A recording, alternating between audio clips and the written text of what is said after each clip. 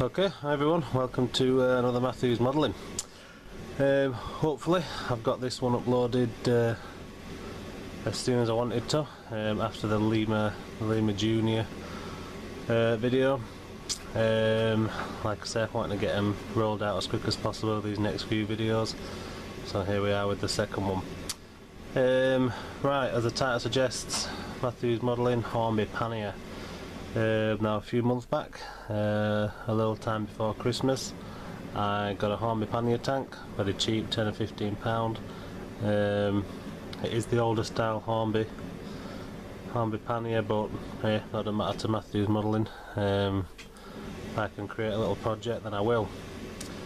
Now when I got this, I bought this for solely one purpose project, and that was all. I'd fallen in love with one of the limited edition Bachmann pannier tanks that came in the baby blue livery with the red type down the side, and I just loved it on the pannier tank. I thought it was a great idea having light blue, you know, on a steam loco, and that was what I was going to replicate. But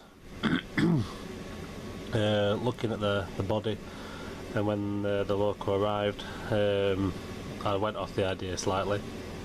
I wasn't overly put off by the work involved by it. I mean, it would have required a lot of masking, a lot of separate parts needed to be repainted, a lot of black areas on it within the blue. So I wasn't just put off by the work, but also I became re-inspired by a loco that's a bit of a favourite of mine. Now it is a prototype, and sadly I haven't actually seen it myself in real life, but the loco is based at Bolton Abbey and Embsay Railway, which I've visited a few times, and sadly I haven't seen it there and I haven't seen it in action.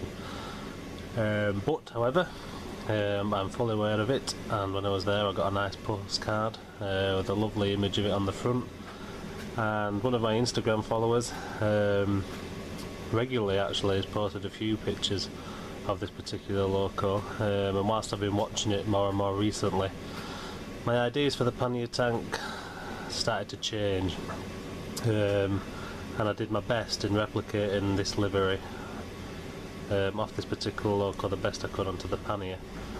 Now the prototype in question, it's a J94, it's an austerity, and it is an absolutely stunning, gorgeous NCB livery that it's in. And like I say, I've fallen in love with that particular loco and decided the pannier was going to be recreated like that. Now I'm very, very proud of it.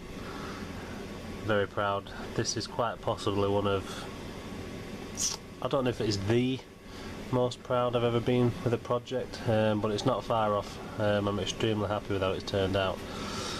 So I've got the camera off the tripod, we're handheld for this because I'm going to turn the loco around and take you around it and explain what's going on.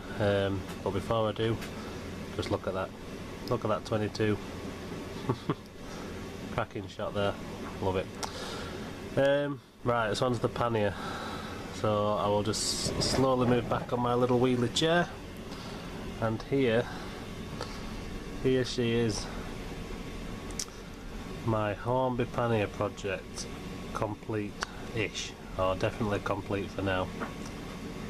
And as you can see, she is black, an absolutely gorgeous black, and along with the black we have yellow buffer beams and red rods. Now how about that for an industrial livery? So before I carry on, just to tell you about the prototype. So the prototype austerity looks like this: black body, red rods, yellow buffer beams but with wasp stripes, which I haven't gone as far as creating. I didn't fancy trying to paint wasp stripes around the buffers and hooks and things like that. And it also has some lining on it here and there. So this is kind of a tad of a simpler example of the austerity livery. But you know, it's a bit leery, it's a bit out there, just how I like it. and I don't know how many will agree with me, but I think it looks blooming gorgeous. Absolutely beautiful. I know some people are always a fan of yellow beams on steam locos, but for an industrial loco it's a must, I think. So just to quickly go around, so it originally came in a GWR livery, and I've decided to retain some of its GWR traits. So I've kept the gold elements on the top. So there's the whistle down the cab roof, there's the top of the chimney, and there's the other dome there, which have remained in gold. The rest of the body black, apart from the buffer beams. Buffer beams are in yellow. Let's try and zoom in on it a tad, if it'll pick it out.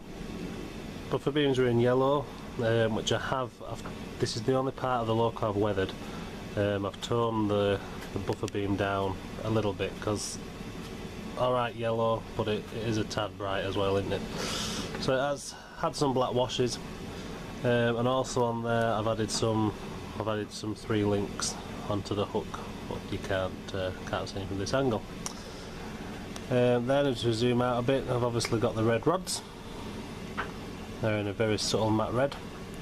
And then if I just scooch round, we have the NCB lettering. Now these are the transfers that I touched on in the Wagon Works video. I got 2 sheets of NCB transfers. I got loco lettering and wagon lettering. All the wagon lettering were white, and the loco lettering have come in this very lovely NCB yellow with a red trim. I can just zoom in and show you those if it will go that close. Now these are from Railtech. I've never used Railtech before, but their name is batted around quite a lot lately, and I don't know how many of you out there follow George Dent's blog. I'm a huge fan of George Dent, an absolute weathering guru from Model Rail, and he's always using Railtech. So I thought, rather than go to Fox, I'll try out Railtech. They're a hell of a lot cheaper than Fox. I think Fox for a sheet of transfers is going on towards £10. Well, I got 2 sheets for £10.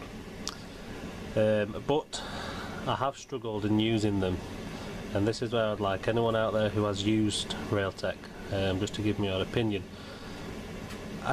They don't always adhere to the body. I don't know if they need some kind of different prepping to normal water slide transfers, you know, on the body. But I didn't treat them like that. I just checked them as, you know, as normal transfers. But yeah, getting them to stick and remain on the body has been a real pain, and what I've had to do is, and this was as well with the wagons in the Wagon Works, and as you will see in the Big Wagon Project update, I've had to do the normal method to remove the transfer from the backing paper dipped in water, but then to get it to stick properly I've had to use watered down PVA. Now luckily you can't tell. I was worried it'd leave a shiny patch on the body, but luckily it doesn't. It's watered down enough that it just dries clear as it would do a normal transfer application. So I'm not quite sure what the problem is, but I have had a bit of bother with them. And it is slightly annoying because it's just adding another step into the process of, you know, applying transfers. But I don't want to complain, because they really are quality transfers, and they've made my day with my modelling, you know, with my NCB interest at the minute. So that's the lettering. We also have a number there of number 13. No particular reason, just the first number I came to.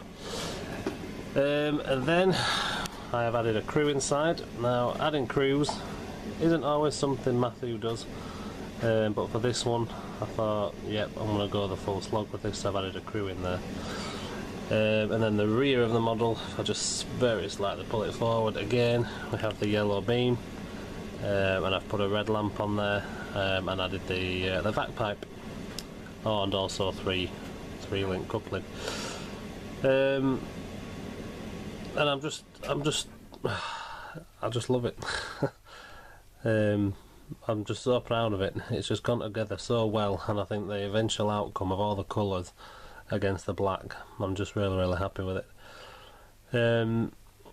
I'll turn it round and show you the side. So if we look at the NCB lettering here, I've gone for the large spaces. Now that transfer comes as one, you know, NCB, a lot closer together, but I actually trimmed the transfer to get the letters separate like that, to space them out a bit more. Now if I just turn it around, just bear with me a second. It's not very easy because it does have a bit of a loose body, does this loco. But there we go. So if I turn it round, you can see on this side, this is how the transfer originally comes, all in one, you know, in one spacing like that. But as you can tell now that on the other side I've actually cut it to get the letters wider apart. But this side is exactly the same. So another shot of the crew there, you can see the guy shoveling from this side. Number 13, NCB, and there's another shot of the yellow beam. No vac pipe on the front, because after doing some research at images of pannier tanks, they don't have an upright vac pipe as they do on the rear. It has like a slanted one which curves round towards the buffer, so I do need to bend one to shape. But that's not a problem. The only other thing I think I'd like to do is add some real coal, and then I'd pretty much say she's complete. But yeah, there you go. So I could have, I didn't do any part 2s or anything like that for this project. It was the Christmas period, I was too busy trying to sort out the steam gala, you know, the under refurb gala, and get that filmed and done. That I just worked through with this one, and just thought I'd show you it all at the end. So runs lovely to match its looks. I've had this going around an awful lot, and yeah, I'm very proud of it. Very proud of it. So I hope that wasn't an anticlimax for you all when I said it was something I was very proud of. Definitely not something I've seen before on a pannier tank in an NCB livery. So yeah, hopefully it's something a bit special and you'll all agree with that. So yeah, there you go. So, and all the locos that you see of late, you know, they're all going to feature in next galas and things like that, so you will get to see them all running. So that's that for the Hornby Pannier. The next one will be another loco update video. I have been working on some other locos, carrying on my industrial NCB theme, so that'll be the next video to go up, so keep an eye out. Anyway, hope you like the pannier.